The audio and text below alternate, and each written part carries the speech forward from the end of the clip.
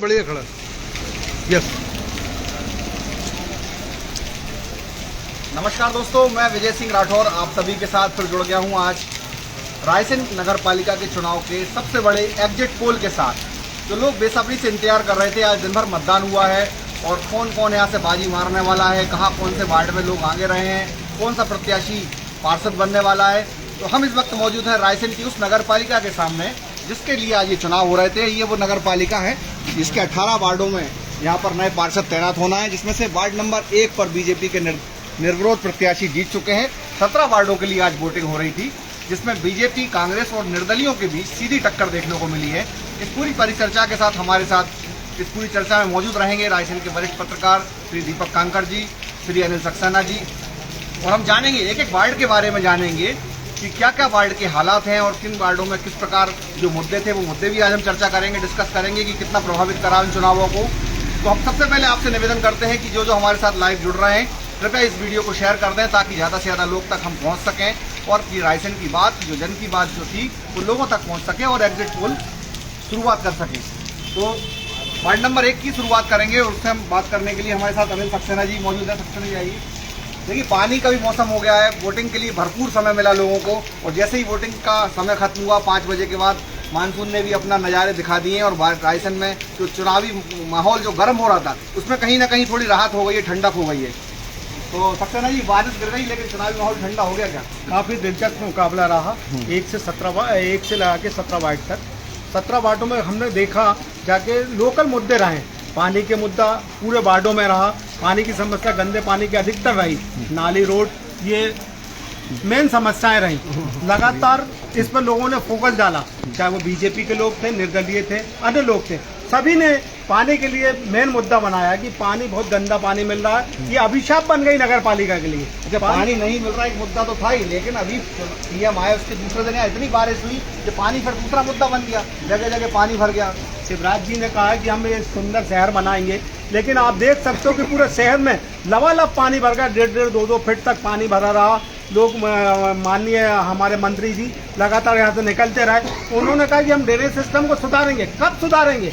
आपकी लगातार बीजेपी की सरकार बनी रही, अब लगातार आपकी परिषद बनी रही, लेकिन आपने कभी ध्यान ही नहीं दिया। अब कब देंगे? अब इसका लोगों का इंतजार रहेगा, अगली परिषद किसकी बनती है वो बताएगा। तो क्या लग रहा है एंटी इनकम्बेंसी बन रही है, क्योंकि 13 साल से बीजेपी काबिज थी, लगातार दो उनके कार्यकाल रहे हैं और 3 साल से प्रशासक का कार्यकाल रहा है, एंटी इनकम्बेंसी बन रही है। निश्चित ही ये बात आप बिल्कुल सही कह रहे हैं। हमने देखा कि कई पार्टी के लोग, जो पुराने भाजपा के लोग थे, वो निर्दलीय खड़े हुए, इसलिए टक्कर के मुकाबला हुआ। देखा गया कि त्रिकोणीय मुकाबले और निर्दलीय काफी कई वार्डों में भारी हावी हैं। हमने देखने को मिल रहा है कि लगातार वो पार्टी के लोगों को टक्कर दे रहे हैं और वो जीत के भी आएंगे, ऐसा हमें महसूस हो रहा है। तो जो साथी हमारे साथ अभी जुड़े हैं, मैं सभी से एक बार फिर अनुरोध करूंगा कि कृपया आप इस पूरे लाइव वीडियो को शेयर करें ताकि और जो लोग हैं हमारे साथ जुड़ सकें, शहर की आवाम तक ये बात पहुंच सके। और एग्जिट पोल हमारा शुरू हो चुका है, कुछ ही समय में एक एक वार्ड की हम खुलासा यहाँ करने वाले हैं कि कौन से वार्ड में क्या स्थिति रही। वार्ड नंबर 1 के बारे में जैसा आपको सभी को मालूम है कि यहाँ पर चुनाव नहीं हुआ है, वहाँ पर बीजेपी की प्रत्याशी निर्विरोध चुनी गई हैं। हमारे साथ वरिष्ठ पत्रकार श्री दीपक कांकर जी मौजूद हैं। कांकर साहब, क्या लग रहा है पूरे चुनाव के जो मुद्दे जिस प्रकार सक्सेना जी ने बताए, इसके अलावा जो पार्टी का फैक्टर भी रहा है कि चुनाव का जो टिकटों का वितरण जो हुआ था उसको लेकर? देखिए, सबसे महत्वपूर्ण बात तो रायसेन शहर में जो टिकट के वितरण हुआ उसको लेकर दोनों ही दलों में लोगों में काफ़ी आक्रोश था। चाहे भाजपा की बात करें अपन, तो भाजपा में भी जो पुराने बीजेपी के लोग थे, कहीं उनको टिकट नहीं मिल पाया। लगभग कांग्रेस की स्थिति भी ये रही कि कई वार्डों में तो कांग्रेस अपने सही से कैंडिडेट भी नहीं खड़े कर पाई। तो कहीं ना कहीं हम ये कहेंगे कि कांग्रेस का जो संगठन था वो बहुत मजबूती से नहीं था शहर में। और जहाँ तक 18 वार्डों की बात है, तो एक वार्ड जो है पहला 1 नंबर वार्ड तो निर्विरोध पहले ही जीत चुका है, वहाँ बागोवर कांग्रेस दे चुकी है। बाकी जहाँ 17 वार्ड थे, आज सुबह 7 बजे से ही मतदान शुरू हो गया था। सुबह जरूर रफ्तार थोड़ी सी शुरू में कम रही, लेकिन इसके बाद लगातार रफ्तार मतदान की बढ़ती गई।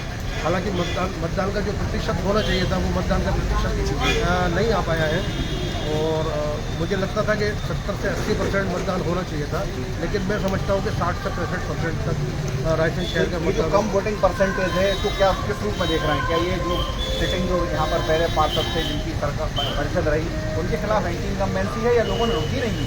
देखिए, जो पिछले 15 साल से भाजपा यहाँ आ रही है नगर पालिका, उन नगर पालिकाओं में समस्याएं दस्तिकत है, ये हर आम आदमी जानता था।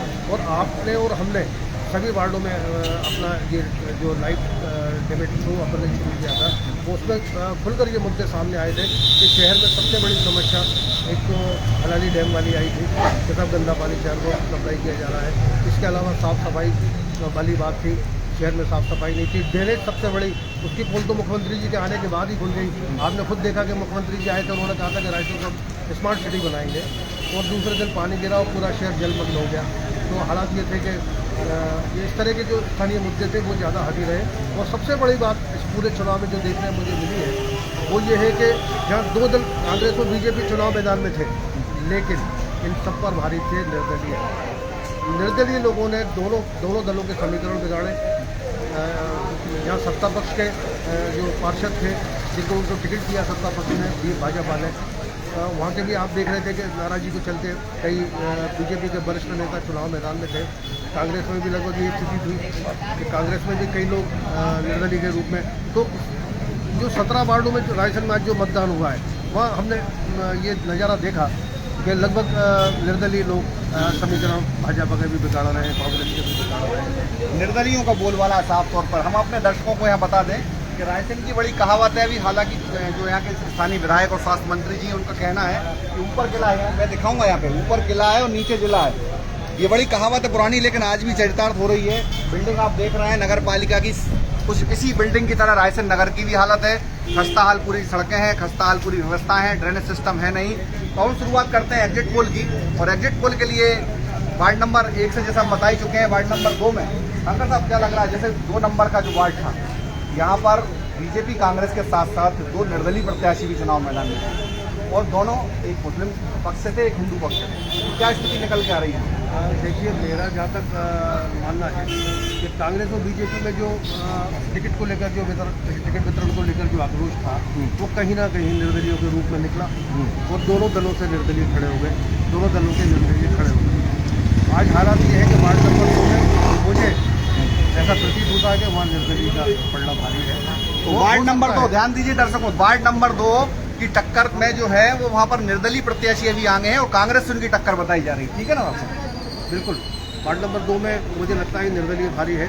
अब फिर सही बात तो ये है कि मतदान के बाद जब इसका रिजल्ट आएगा, परिणाम तो सभी सामने आएंगे। ये हम सभी दर्शकों को बता दें, ये एग्जिट पोल हैं जो कुछ जनता के लोगों से, उस वार्ड के लोगों से बात करके हमने यहाँ डिसाइड किए हैं, और ये जनता की आवाज़ है, ये हमने नहीं बनाए हैं, ना हमारा कोई किसी से इसमें न किसी से ऐसा कोई पैक्ट है कि हमें किसी को जिताना हराना, क्योंकि नतीजे 20 तारीख को आना है और उसके बाद ही क्लियर होगा कि कौन जीतता है कौन हारता है। इसलिए इस चीज़ को अभी आप सीरियस ना लें, खासकर प्रत्याशी जो लोग, क्योंकि जिसकी भी हम बात यहाँ पर कर रहे हैं, फिलहाल ये एग्जिट पोल है और इस पर आप भरोसा उतना ही कर सकते हैं जितना अभी हमें है, लेकिन इसमें सीरियस होने की कोई बात नहीं है। तो कृपया करके 20 तारीख तक इंतजार जरूर करें। तो वार्ड नंबर 3 की बात करें, वहाँ पर कांग्रेस और बीजेपी के बीच सीधी टक्कर थी, असंतोष भी था बीजेपी के नेताओं के अंदर, स्थानीय जो नेता थे। क्या स्थिति निकली?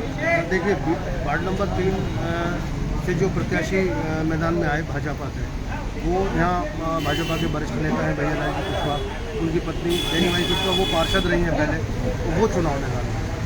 लेकिन उस वार्ड से जो पूर्व पार्षद था, विनिंग पार्षद था, उस पार्षद को टिकट नहीं मिलने से कहीं ना कहीं आक्रोश उस वार्ड में देखा गया, और लगातार हमने देखा सामाजिक कुछ फैक्टर भी था। बिल्कुल, सामाजिक फैक्टर उसमें था, और सामाजिक फैक्टर के कारण ही वो ज़्यादा चर्चाओं में वार्ड नंबर 3 रहा। वो वार्ड नंबर 3 इसलिए भी चर्चाओं में रहा कि वार्ड नंबर 3 की जो कैंडिडेट हैं वो पिछड़ा वर्ग से आती हैं, वो कहीं ना कहीं ऐसा लगता था कि ये जीतने के बाद इनको नगर पालिका का अध्यक्ष भाजपा बना सकती है, तो इसको लेकर भी था। तो वीआईपी वार्ड है भैया, वार्ड नंबर 3 जो है वीआईपी वार्ड है, क्योंकि वहाँ से जो प्रत्याशी जीतने वाला था बीजेपी का, वो नगर पालिका अध्यक्ष बन सकता था, ऐसे दावे थे।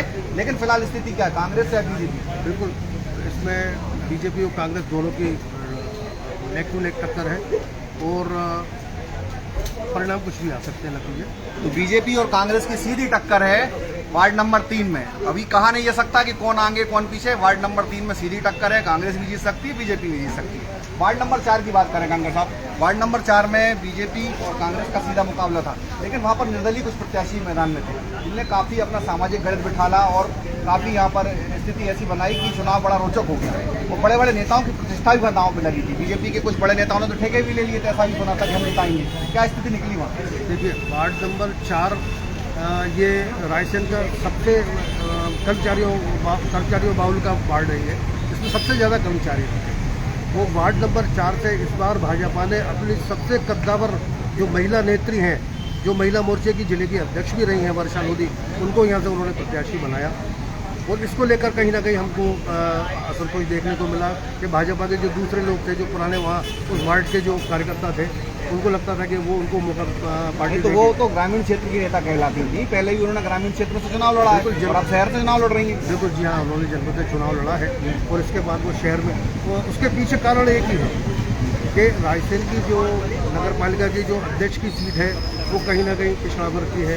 पिछड़ा वर्ग की महिला को ही मतलब अध्यक्ष बनना है नगर पालिका का, और वर्षा लोधी भी पिछड़ा वर्ग से आती हैं, इसलिए वर्षा लोधी वहाँ प्रयास करके। एक और वीआईपी वार्ड नंबर 4, जिसमें पिछड़ा वर्ग महिला यहाँ पर प्रत्याशी चुनाव मैदान में थी। बीजेपी के बड़े बड़े दिग्गज नेताओं की प्रतिष्ठा इस दांव पे लगी है। खुद मंत्री लगातार इस पूरे वार्ड में घूमे हैं और बीजेपी को जिताने के लिए उन्होंने अपील की है, लेकिन बावजूद स्थिति क्लियर नहीं है। बिल्कुल क्लियर नहीं है, कुछ भी हो सकता है। अच्छा, कांग्रेस का जो प्रत्याशी है वह काफ़ी युवा है और एकदम से उसके जो चुनाव प्रचार था काफ़ी बूम पकड़ा, और जो निर्दलीय प्रत्याशी थे उन्होंने भी काफ़ी यहाँ पर समर्थन दिखाया लोगों ने। लेकिन कुछ गोपालपुर का क्षेत्र और कुछ इलाके में, खासकर पुलिस लाइन यहाँ पर जो इलाका था वार्ड नंबर 4 का, वो एक तरफा उसकी वोटिंग हुई है जैसी हम लोगों को सूचना मिली है। तो उसको लेके कांग्रेस की स्थिति फिलहाल मजबूत है। तो आपको क्या लग रहा है? देखिए, जो पुलिस लाइन का जो क्षेत्र था वो कांग्रेस के प्रत्याशी का मजबूत गढ़ था, लेकिन हम ये नहीं कह सकते कि गोपालपुर वाला क्षेत्र या बाकी कलेक्ट्रेट का बचा हुआ क्षेत्र भाजपा के प्रत्याशी का गढ़ रहा हो या उसका बहुत मजबूत आधार रहा हो। हम ये नहीं कह सकते, क्योंकि एक निर्दलीय प्रत्याशी भी वहाँ खड़ा हुआ था जो जातीय समीकरण को लेकर वहाँ खड़ा हुआ था, वो उसने भी इन दोनों प्रत्याशियों के कहीं ना कहीं समीकरणों को बिगाड़ा। अच्छा, क्या लग रहा है जैसे कि ये जो मुद्दा वार्ड नंबर 4 का है, भारत नगर वीआईपी कॉलोनी के लोगों ने तो वोट का बहिष्कार कर दिया था और इस बात को लेकर ये बात इतनी उठी कि सीएम तक को यहाँ पर गारंटी लेना पड़ी आके सभा। बिल्कुल 4 नंबर वार्ड के जो ये 2 महत्वपूर्ण कॉलोनियाँ हैं, इन कॉलोनियों में ना तो कोई विकास हुआ, ना ड्रेनेज की व्यवस्था है, ना रोड की व्यवस्था। इसी को लेकर वहाँ के लोग आक्रोशित थे और उन्होंने बाकायदा वहाँ बैनर लगा के अपने, जैसे इंटर आप कॉलोनी में करोगे तो उन्होंने बड़े बड़े बैनर लगा दिए थे, होर्डिंग्स लगाए थे कि साहब हम मतदान का बहिष्कार करेंगे क्योंकि हमारे वार्ड में कोई सुविधाएं नहीं है। इसको लेकर जो हमारे क्षेत्र के मंत्री भी हैं, हमारे क्षेत्र के विधायक भी हैं, स्वास्थ्य मंत्री जी, वो खुद जनता की नाराजगी को दूर करने के लिए उनके बीच पहुंचे थे और काफ़ी बनाने का उन्होंने प्रयास भी किया था। मुख्यमंत्री जब रायसेन आए, उन्होंने यहाँ एक जनसभा ली, तो मुख्यमंत्री को भी वीआईपी वार्ड को और भरतनगर को, दोनों को लेकर अपना स्टेटमेंट जारी करना पड़ा। उन्होंने वहाँ कहा कि हम ये कॉलोनियों में ये काम करवाएंगे और इनका विकास करवाएंगे। तो देखिए, बड़े बड़े नेताओं ने गारंटी ली है वार्ड नंबर 4 की। तो स्थिति आप समझ लीजिए, कांग्रेस वहाँ मजबूत है एक तरफा से, लेकिन कांग्रेस की सीधी लड़ाई वहाँ पर बीजेपी और निर्दलीय प्रत्याशी से। तो इसलिए अभी साफ स्थिति नहीं है वार्ड नंबर 4 की, क्योंकि जो नाराज मतदाता था, जिन्होंने वोटिंग का बहिष्कार तक किया था, प्रशासन को एड़ी चोटी का जोर लगाना पड़ा। कई घंटे मीटिंग करने के बाद प्रशासन के अनुरोध पे लोग वोटिंग के लिए तैयार हुए। तो ये जो वो वार्ड थे, ये काफ़ी कहीं ना कहीं एंटी इनकम्बेंसी को भी बताते हैं कि जो सरकार में बैठे लोग थे, जो जिनका परिषद थी, उनसे नाराज भी थे, क्योंकि लगातार शहर में कॉलोनियाँ तो बन रही हैं लेकिन वैध नहीं हो रही हैं। तो इसके लिए हम कह सकते हैं कि वार्ड नंबर 4 में जो कांग्रेस के प्रत्याशी हैं, उनकी सीधी टक्कर निर्दलीय और बीजेपी प्रत्याशी से। वार्ड नंबर 5 का अंदर साहब, क्या स्थिति वार्ड नंबर 5? ये देखिए, वार्ड नंबर 5 इसलिए भी महत्वपूर्ण है। वार्ड नंबर 5 से हमारे पत्रकार साथी वहाँ अपनी उनकी पत्नी वहाँ से चुनाव मैदान में है, और वार्ड नंबर 5 की आपको एक खास बात बताना चाहता हूँ कि जब हमारे विधायक डॉक्टर प्रभुराम चौधरी कांग्रेस से बीजेपी में आए और उन्होंने चुनाव लड़ा, तो रायसेन क्षेत्र लगभग 62,000 वोट से वो इस विधानसभा क्षेत्र से जीते और सबसे ज़्यादा वोटों से जीतने वाले विधायक वो कहलाए। लेकिन वार्ड नंबर 5, वार्ड नंबर 6, इन दोनों वार्डों से बीजेपी हारी। ये एक बहुत महत्वपूर्ण बात थी, क्योंकि वार्ड नंबर 5 और मतलब इतना माहौल था जब प्रभुराम जी का, तब भी बीजेपी वहाँ से नहीं जीती। वहाँ से बीजेपी नहीं जीती। और 5 नंबर और 6 नंबर वार्ड शुरू से ही कांग्रेस के बिल्कुल मजबूत गढ़ माने जाते हैं, और यहाँ से लगातार इन्हीं दलों के लोग 5 नंबर से तो कांग्रेस के ही लोग ज़्यादा बने हैं, बाद में बीजेपी के भी कुछ लोग बने हैं, और 6 नंबर में तो डॉक्टर प्रभुराम चौधरी के जो सबसे नहीं, 6 नंबर पे हम आएंगे, पहले 5 नंबर के बारे में लोगों को बता दें। 5 नंबर वार्ड, रायसेन का 5 नंबर वार्ड है, मुस्लिम बहुल वार्ड है। यहाँ पर लोग खुद ही कहते हैं 5 मतलब पंजे का वार्ड है, कांग्रेसी वार्ड है।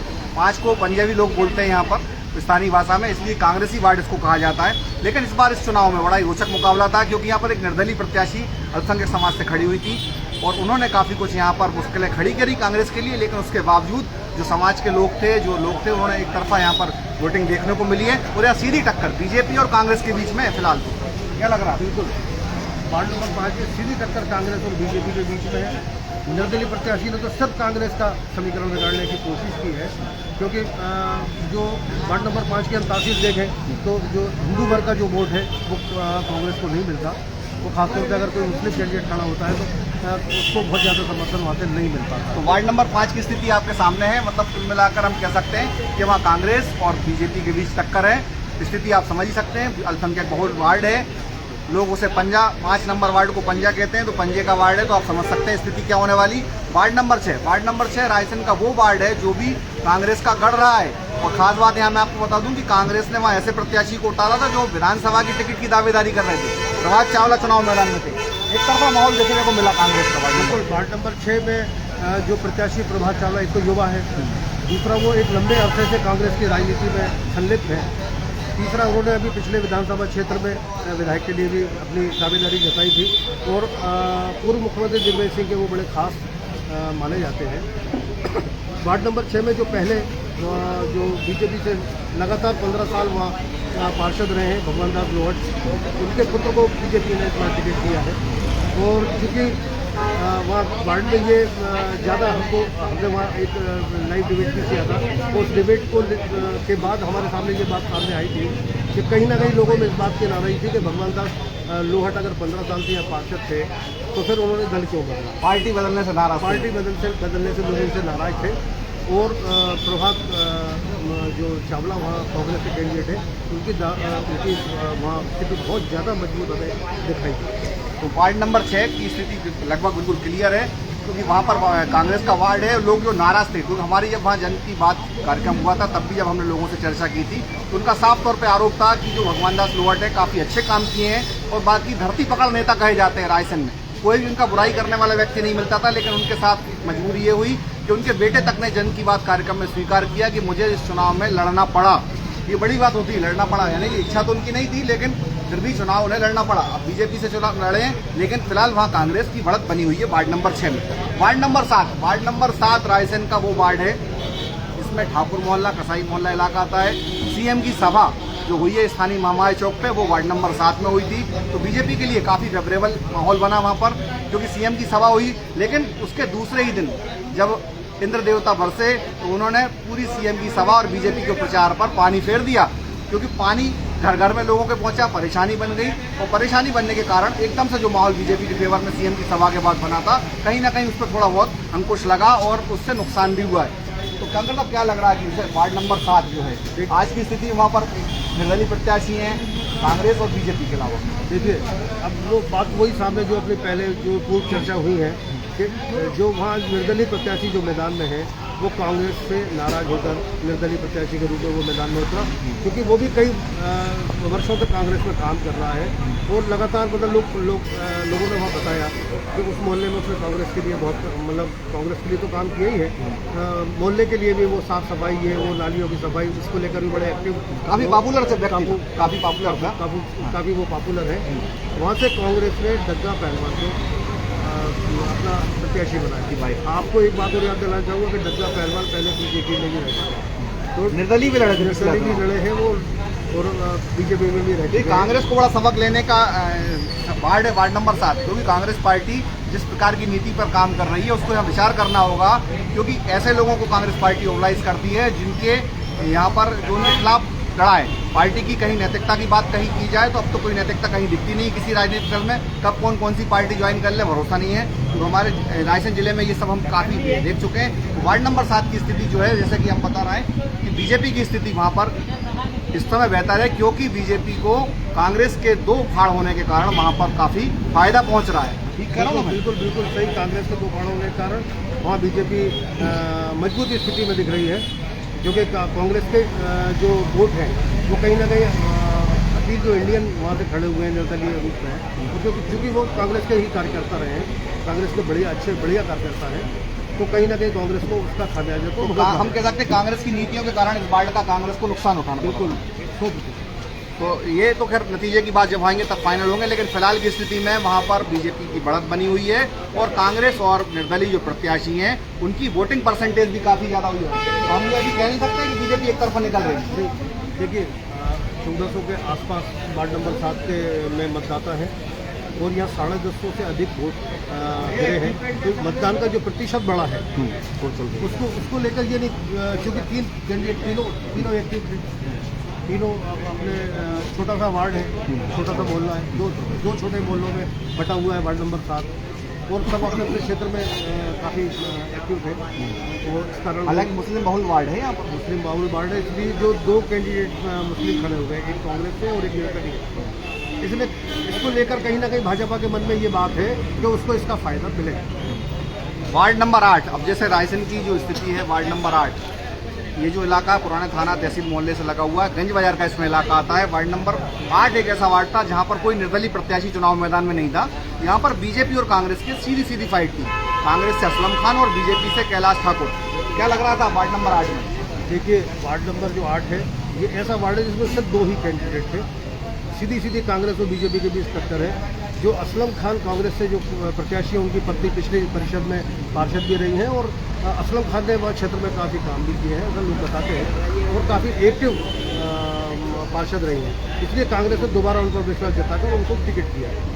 भाजपा ने बिल्कुल नया चेहरा उतारा, हालांकि जो कैलाश ठाकुर भाजपा से जो कैंडिडेट बनाए गए वो भाजपा में एक्टिव कार्यकर्ता है भाजपा के, उसी इलाके के और काफ़ी वो गंज बाजार वाला जो क्षेत्र है ये हिंदू बाहुल्य क्षेत्र है, तो बाकी जो पुरानी तहसील का जो क्षेत्र कहलाता है वो मुस्लिम बाहुल्य क्षेत्र है, तो दोनों में नेक टू नेक टक्कर है।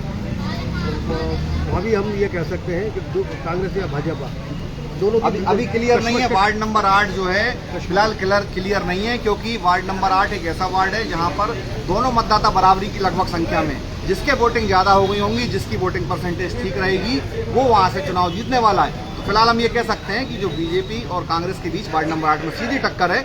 और अब हम चलते हैं वार्ड नंबर 9, बड़ा ही रोचक वार्ड है। वार्ड नंबर 9 रायसेन का रामलीला मैदान और कुछ तालाब, मिश्र तालाब मोहल्ला और तहसील के पीछे का इलाका इस पूरे वार्ड में लगता है। यहाँ से बीजेपी कांग्रेस के अलावा 2 निर्दलीय प्रत्याशी जो खास तौर पर थे चुनाव मैदान में, इनका बड़ा मुकाबला था। तो इसके वार्ड के बारे में अनिल सक्सेना जी से बात करना चाहूँगा कि वो वार्ड के हैं, और सक्सेना जी हमारे साथ आए वार्ड नंबर 9 के बारे में, क्योंकि आप ज़्यादा बेहतर अच्छे बता सकते हैं। सक्सेना जी आपका वार्ड है, आप वहीं निवास करते हैं, सीधा सीधा हमने देखा वहाँ बीजेपी और जब कांग्रेस के प्रत्याशी का नाम आया तो एकदम लोग अचंभित हो गए। वहाँ शुरू से ही लड़ाई बीजेपी और निर्दलीय के बीच में, क्या स्थिति देखने को? मैं आपको बतला दूँ, वार्ड नंबर 9 ऐसी जगह है जहाँ समस्याओं ही समस्याएं, वहाँ लोगों पूरा शहर का पानी जाता है, ड्रेनेज सिस्टम पूरा फैल है, तालाब के अंदर पूरा शहर गया है, 10 नंबर से लगा के 9 नंबर, ये सभी का पानी वहाँ आता है, पूरा वहाँ पानी इकट्ठा हो जाता है, वहाँ पूरा टाइम समस्याएं बनी रहती हैं। इसके बाद वहाँ पुरानी बीजेपी के 2 बड़े गद्दावर नेता अनिल चौरसिया और हिंदू नेता राहुल, जिनका अच्छा दबदबा है, उनको ना टिकट देकर एक पुराने से जो कांग्रेस से बीजेपी में आए थे उनको टिकट दे दिया। उसके निर्विरोध में अनिल चौरसिया जी और राहुल बैरागी जी खड़े हो गए उससे, और कांग्रेस का बाहरी प्रत्याशी बाहर, वो तो सिर्फ नाम मात्र के लिए खड़ा कर रखा है और लोगों का कहना है कि वो बीजेपी का ही व्यक्ति है, बीजेपी नहीं खड़ा करा। किसी ने ये शिकायत भी की थी कि वो बीजेपी का प्रचार कर रहा, चुनाव के रंग है खैर ये तो। वहाँ ये देखा जाएगा कि वो बहुत रोचक मुकाबला होने वाला है। वह निर्दलीय अपना पूरा जोर शोर दिखा रहा है, वहाँ कांग्रेस बीजेपी दिख ही नहीं रही। अच्छा, आज सुबह देखने को मिला कि एक निर्दलीय प्रत्याशी जो थे वो प्रचार कर रहे थे कि मेरा 4 नंबर पे चुनाव चिन्ह है, लेकिन जब आज सुबह केंद्र में पहुंचे तो वो 6 नंबर पे निकला। तो सीधा आरोप लगाया उन्होंने कि हमारे साथ षड्यंत्र रचा जा रहा है। मेरे को जब चुनाव के टाइम पर बताया था कि आपका 4 नंबर पे है, और उसका बाद में 6 नंबर कर दिया, वो पूरे टाइम 4 नंबर कहता रहा। इससे समीकरण ये समझ में आ रहा है कि किस तरह के साथ धोखा हो रहा है, वो किस तरह से पार्टी काम कर रही है। अगर ऐसा है तो ये तो बड़े आपत्तिजनक है, और इसको लेकर चुनाव आयोग में लोग शिकायत भी कर सकते हैं कि अगर उनको धोखे में रखा गया है। हालांकि जो वहाँ पर अभी फिलहाल जो स्थिति है, साफ तौर पर हम बता दें कि निर्दलीय और बीजेपी प्रत्याशी के बीच वहाँ सीधी टक्कर है। 20 तारीख को स्थिति वार्ड की क्लियर हो पाएगी कि यहाँ से कौन जीतने वाला है। फिलहाल जो है बीजेपी ने वहाँ काफ़ी समीकरण अपने सुधारे हैं, क्योंकि कांग्रेस के जो प्रत्याशी थे कहीं ना कहीं वो थोड़े से कमज़ोर नजर आए उनके सामने, और निर्दलीय जो थे वहाँ दो भागों में बटे हैं। इसलिए हम कह सकते हैं कि बीजेपी की फिलहाल वहाँ पर स्थिति सुरक्षित है, लेकिन जो निर्दलीय हैं वे भी कहीं ना कहीं बीजेपी से जुड़े थे, तो समीकरण बिगड़ भी सकता है। तो हम अभी फिलहाल साफ तौर पर नहीं कह सकते कि वार्ड नंबर 9 में किसकी स्थिति ठीक है, लेकिन बीजेपी या निर्दलीय ये बिल्कुल तय है। बिल्कुल निश्चित, आपका कहना बिल्कुल सही है कि कोई भी आ सकता है। अभी अपन कैसे बताएं, तीनों अपने उसमें पावर में है, तीनों बीजेपी के नेता। सबसे बड़ी बात है कि तीनों ने बीजेपी के लिए काम किया, अब वो निर्दलीय खड़े हो रहे हैं, तो अब वो दिक्कत तो है, बीजेपी को दिक्कत है, लेकिन अब भविष्य रिजल्ट जो बताएगा कि क्या आएगा वो आने वाले समय में पता चलेगा। आइए हम थोड़ा यहाँ खड़े होते हैं, रायसेन का हमारा किला भी दिखता रहे लोगों को, ताकि लोग जो अदर सिटी में लोग देख रहे हैं वो समझें इस बात को कि रायसेन का जो किला है ऐसे पकड़ो ना, तो किस तरीके से यहाँ खूबसूरती के साथ यहाँ पर बना हुआ है। लोग यहाँ पर हरियाली का मौसम बिल्कुल छाया हुआ है। आइए गंगा साहब, वार्ड नंबर 10 की तक हम आ गए। हमारे 18 वार्डों में से 9 वार्डों के हम समीकरण आपको बता चुके हैं। वार्ड नंबर 10 की बारी है। वार्ड नंबर 10 सीधा सीधा बीजेपी और कांग्रेस में सीधा सीधा मुकाबला। जी हाँ, देखिए वार्ड नंबर जो 10 है ये रामलीला मैदान का क्षेत्र आता है, और ये मामाए चौक के पीछे का क्षेत्र आता है, तो ये इसमें वार्ड नंबर 10 में आता है। और यहाँ सीधे भाजपा और कांग्रेस के दो ही कैंडिडेट थे। भाजपा ने जहाँ एक व्यापारी को टिकट दिया था, वहीं एक युवा को भी वहाँ कांग्रेस ने टिकट दिया, और हालात ये थे कि दोनों पार्टियों में ही टक्कर है। तो दोनों में से चूँकि ये वार्ड नंबर 10 जो है ये बीजेपी का गढ़ माना जाता है, तो कहीं ना कहीं इसमें स्थिति बीजेपी की मजबूत दिखती है। स्थिति बीजेपी की वार्ड नंबर 10 में मजबूत दिख रही है। मेरा आप सभी से फिर एक बार अनुरोध है कि जो लोग अभी जुड़े हैं हमारे इस वीडियो के साथ, वो इस पूरे वीडियो को देखने के लिए इस पूरे वीडियो को शेयर जरूर करें, लाइक करें, और आप जरूरत हो तो आप कमेंट भी कर सकते हैं। हम लाइव आपके सवाल भी ले सकते हैं। अगर कोई बात हमें अच्छी लगेगी आपकी तो हम चर्चा भी करेंगे उस विषय पे, तो आप प्लीज़ अपने कमेंट करें, शेयर करें।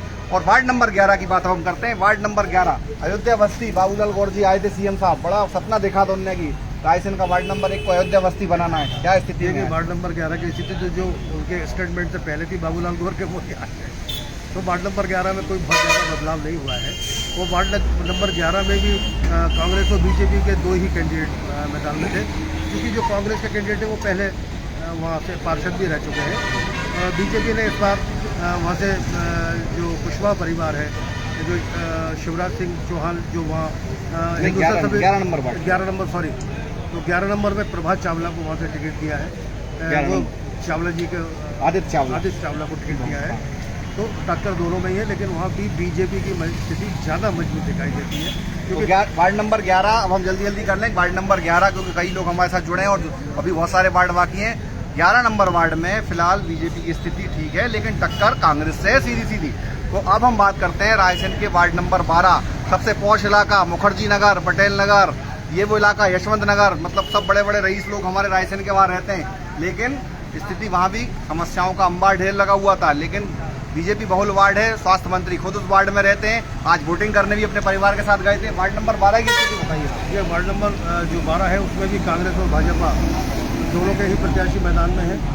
भाजपा ने जहाँ वहाँ के कद्दावर जो अपने हिंदू नेता है शिवराज सिंह कुशवाहा, उनकी बहू को, छोटे भाई की पत्नी को वहाँ का प्रत्याशी बनाया है।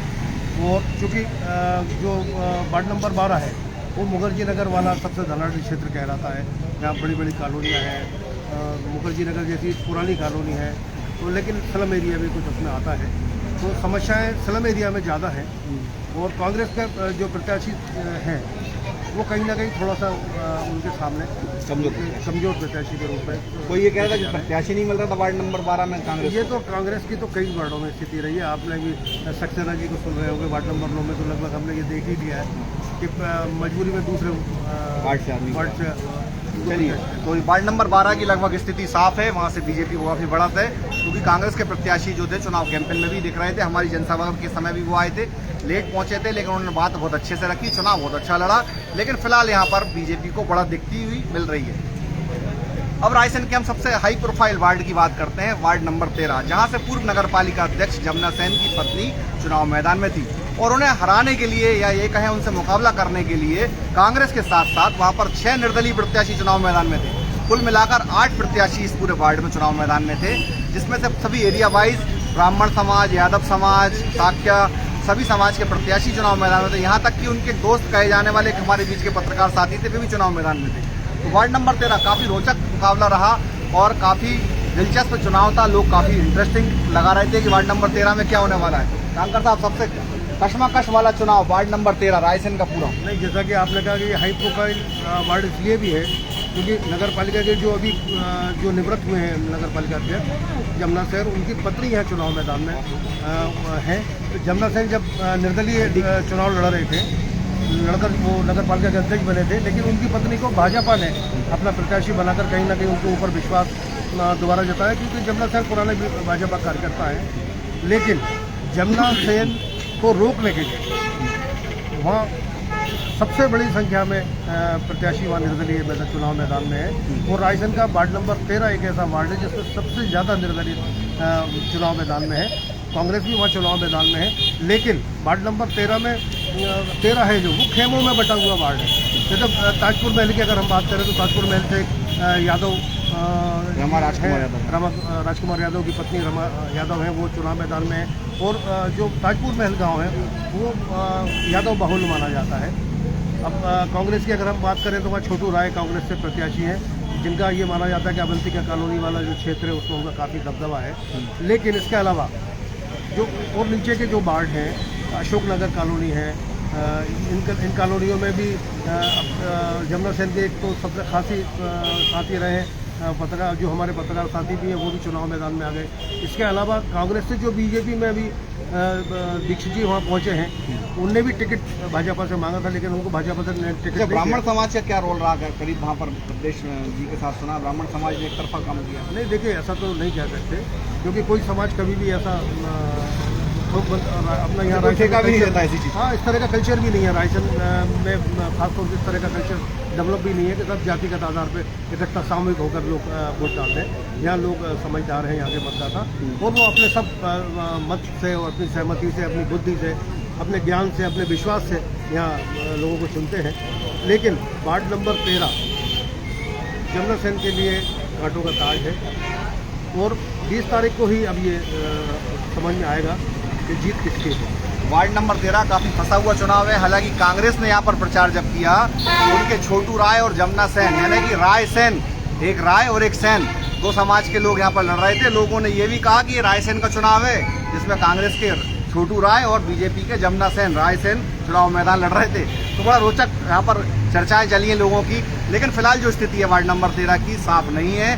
यहाँ हम आपको बता दें कि जमुना सेन की जो पत्नी है बीजेपी से काफ़ी मजबूत कैंडिडेट थी, काफ़ी अच्छा चुनाव कैंपेन उन्होंने किया है, लेकिन उनका सीधा मुकाबला कांग्रेस से नहीं है। कांग्रेस के साथ साथ वहाँ निर्दलीय भी इतने मजबूत प्रत्याशी थे जो कि उन पर भारी पड़ सकते हैं। तो फिलहाल हम ये साफ नहीं कर रहे हैं कि वार्ड नंबर 13 में स्थिति क्या होने वाली है, क्योंकि 13 के जो चुनाव हुए हैं काफ़ी ज़्यादा मतदाताओं की संख्या उस वार्ड में, करीब 3800 मतदाता हैं उस वार्ड के अंदर, और काफ़ी बड़ा इलाका भी है। तो 20 तारीख को यहाँ की स्थिति क्लियर होगी। फिलहाल जो है बीजेपी की टक्कर निर्दलीय और कांग्रेस से है। तो वार्ड नंबर 14 की बात करना है।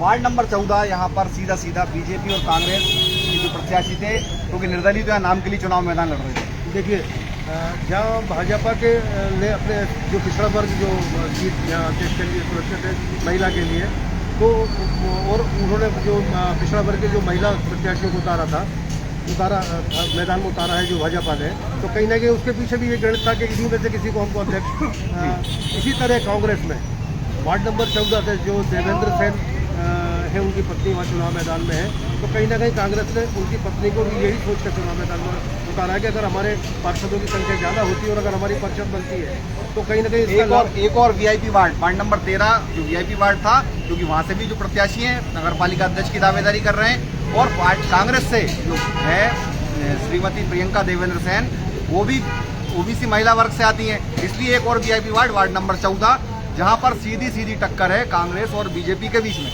देखिए, वार्ड नंबर 14 में जो देवेंद्र सेन है, हालांकि वो अभी अपने उनके पिताजी की जगह अनुकंपा उनको नियुक्ति मिल गई है और वो शासकीय सेवा में, लेकिन उनकी पत्नी वहाँ चुनाव मैदान में है। वो देवेंद्र पटेल जब एनएसवाई के अध्यक्ष रहे तो उनको रायसेन में कांग्रेस में मैनेजमेंट गुरु माना जाता था। तो कहीं ना कहीं देवेंद्र सेन ने ये चुनाव वार्ड नंबर 14 में जो लड़ा वो एक मैनेजमेंट के तहत लड़ा। भाजपा में जो देवेंद्र यादव कैंडिडेट है भाजपा के, उनके बारे में ये कहा जाता है कि देवेंद्र के घर घर पहुँचे और वो घर घर का प्रत्याशी है। इन वार्डों में भी कुछ जातिगत समीकरण बनते हैं। वार्ड नंबर 14 में जैसे जो कुशवा समाज है, वो कुशवा समाज के लगातार वहाँ से पार्षद रहे पहले, वो नगर पालिका में 2 बार वो उपाध्यक्ष भी रहे हैं।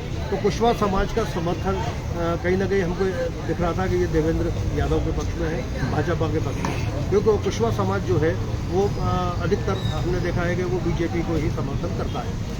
जहाँ तक कांग्रेस का सवाल है, तो कांग्रेस के साथ स्लम जो एरिया है, पीछे का जो मंदिर वो माता वैद वाला एरिया है, या आप ऊपर रेशम केंद्र के ऊपर वाला इलाका कह लें, तो कहीं ना कहीं इनमें कांग्रेस की स्थितियाँ ज़्यादा मजबूत दिख रही थी। तो देवेंद्र सेन के फिलहाल यहाँ पर वो जॉब में आ गए हैं, लेकिन इससे पहले हम आपको बता दें कि बीजेपी ने बड़ा आरोप लगाया था उनकी पत्नी के ऊपर कि बाहरी प्रत्याशी हैं, भोपाल में रहती हैं, सील लगवाने भोपाल जाएंगे क्या। लेकिन लोगों को ये जानकारी है कि देवेंद्र सेन खुद उस वार्ड से एक बार पार्षद रह चुके हैं, कांग्रेस के अंदर काफ़ी कद्दावर नेता रहे, युवा कांग्रेस के जिलाध्यक्ष रहे, एनएसयूआई के अध्यक्ष रहे, और काफ़ी लंबा उनका कार्यकाल अनुभव था। और एक मैनेजमेंट, जैसे दादा ने बताया कि काफ़ी मैनेजमेंट उनका था उस पूरे वार्ड के अंदर, तो कहीं ना कहीं उनका मैनेजमेंट सत्ता के मैनेजमेंट से मेल खाता हुआ, टकराया, किस पे कौन भारी पड़ा, ये देखना होगा। और स्थिति वार्ड नंबर 14 की जो है वो बिल्कुल साफ नहीं है। हम कह सकते हैं कि वहाँ पर बीजेपी और कांग्रेस के बीच सीधी टक्कर है, जो 20 तारीख को ही क्लियर हो पाएगी। अब हम बात करते हैं रायसेन के पौष इलाका एक और है, वार्ड नंबर 15, जिसमें अर्जुन नगर का इलाका है, साथ ही रामलीला, जिसमें अभी वर्तमान में प्रभुराम चौधरी जो स्वास्थ्य मंत्री हैं, उनका निवास स्थान भी है। तो आप हमारे कांकर साहब भी उसी वार्ड के निवासी हैं। कांकर साहब, आपका ही वार्ड है, क्या स्थिति निकल के आई सामने? जी देखिए, वार्ड नंबर जो 15 है वो रायसेन का एकमात्र ऐसा वार्ड है जिसमें स्लम नहीं है। इसमें स्लम नहीं है, यहाँ कोई झुग्गी झोपड़ियाँ वाला क्षेत्र नहीं है। यहाँ पढ़े लिखे लोग और शासकीय कर्मचारी, किसान लोग मोहल्ले में रहते हैं।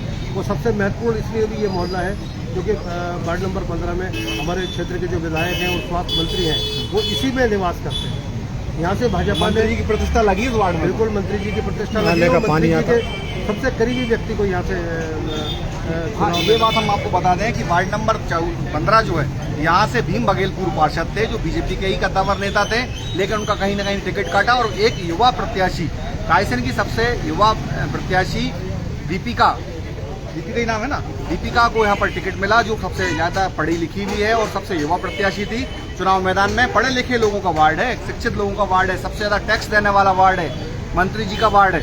तो फिलहाल जो स्थिति है टक्कर, वहाँ पर कांग्रेस, वहाँ पर क्या स्थिति बनी? देखिए, वहाँ जो वार्ड नंबर 15 में वहाँ 3 प्रत्याशी चुनाव मैदान में है।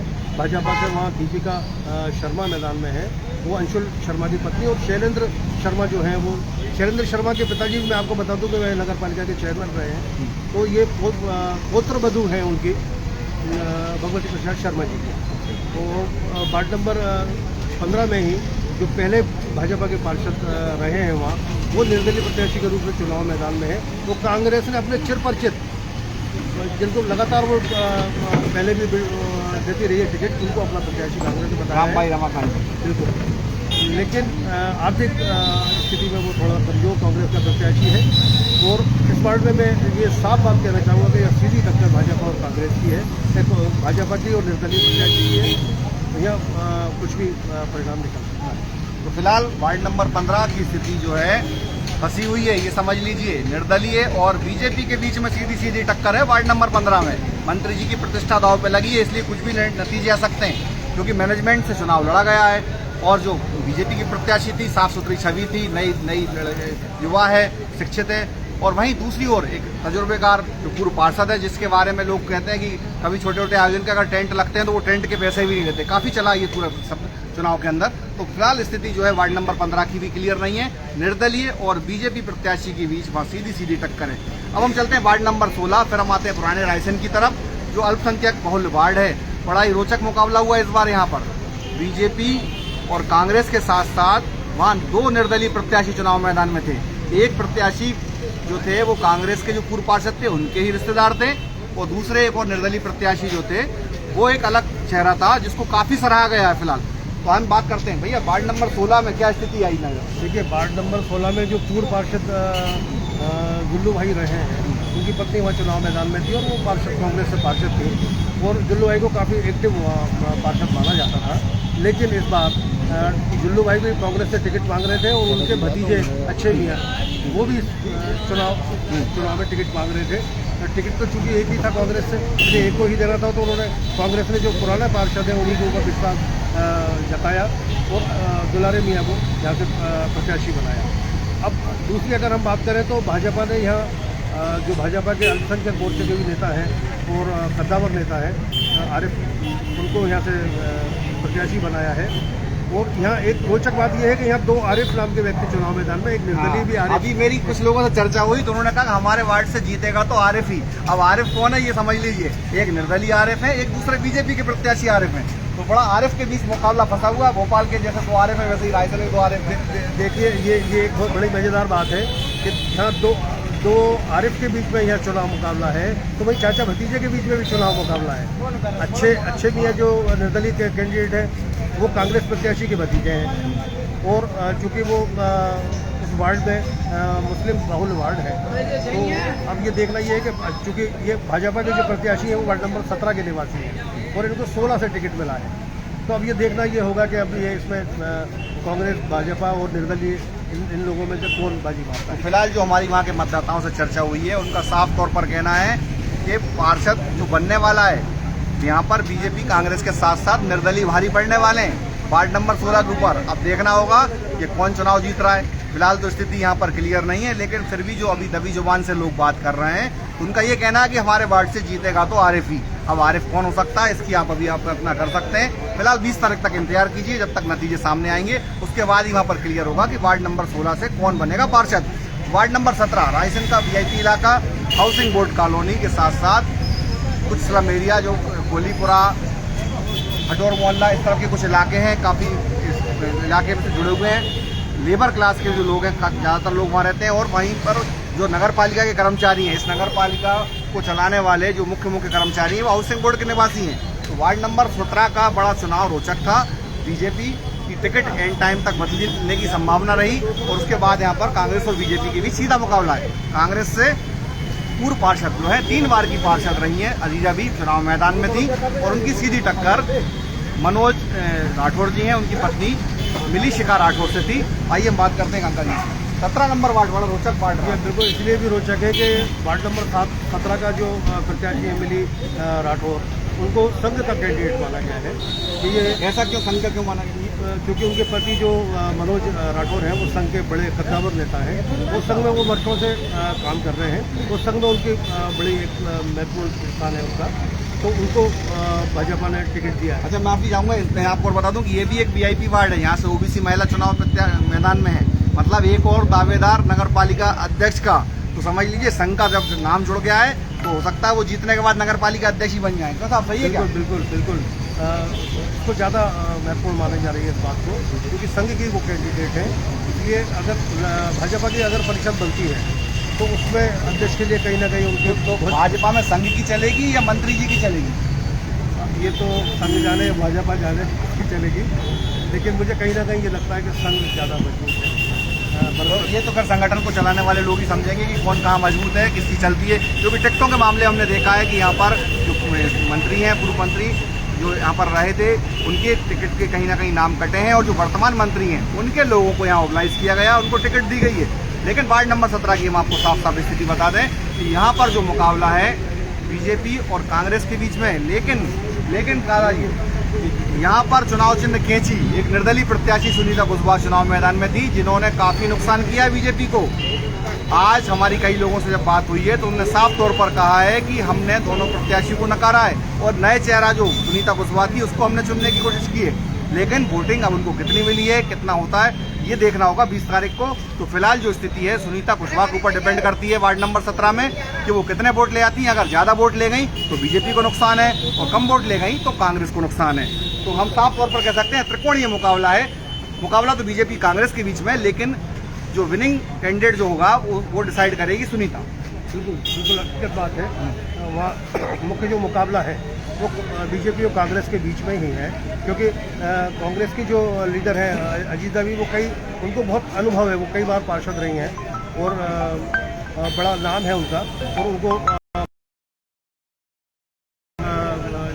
गले के बड़े व्यापारी हैं और इनके ससुर का भी बड़ा क्षेत्र में नाम रहा है, वो बड़े रसूखदार व्यक्ति रहे हैं। लेकिन इस वार्ड में निर्दलीय प्रत्याशी ने जो पेच फंसाया है उससे दोनों पार्टियों को ही कहीं ना कहीं नुकसान हो सकता है, पसीना छूट रहा है। बिल्कुल, निर्दलियों ने ऐसा पेश फंसाया कई जगह के नतीजे आप उम्मीद नहीं कर सकते कि क्या होने वाले हैं। या तो कहीं निर्दलीय आ रहे हैं या निर्दलीय खेल सब बिगाड़ रहे हैं, समीकरण बिगाड़ रहे हैं, अच्छी अच्छी राष्ट्रीय पार्टियों के समीकरण बिगाड़ रहे हैं निर्दलीय।